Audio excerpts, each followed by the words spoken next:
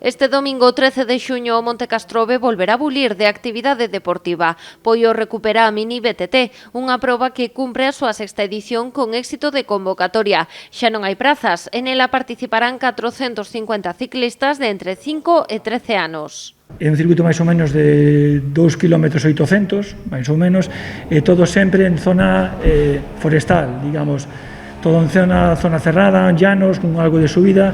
E, bueno, como nos gusta facer os circuitos para os nenos e como tamén no adestramos, técnicos, uns circuitos técnicos e divertidos. Polo mor da pandemia non pode ser vistoso, pero entendemos que neste clube a prioridade son eles. A competición comezará ás 10 da mañá e desenvolverase cumprindo estritos protocolos de seguridade fronte á COVID-19. De feito, non poderá haber público. Un circuito cerrado ao público, co cal só garantiza que os corredores, directores deportivos, técnicos e organización só poden estar dentro do evento, e habilitarase unhas zoas para os equipos que veñan pois, coas súas carpas e cos seus corredores, independiente do que é a zona da carreira.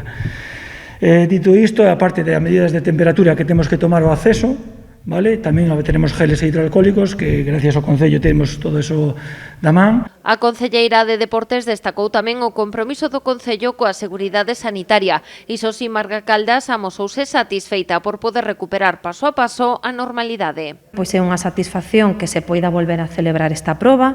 Sabedes que, bueno, que o que estamos facendo é incidindo, intentando recuperar todas esas probas que son federadas e que, bueno, que a pandemia e a situación nos permite desarrollar. Probas como esta demostran a paixón pola BTT que hai en Poio. Tanto é así que dende o Poio Bike Club anunciaron que pronto crearán o primeiro equipo de ciclocross da provincia de Pontevedra. Marga Caldas celebrou esta decisión e recordou o compromiso do Concello de crear un circuito BTT en Combarro.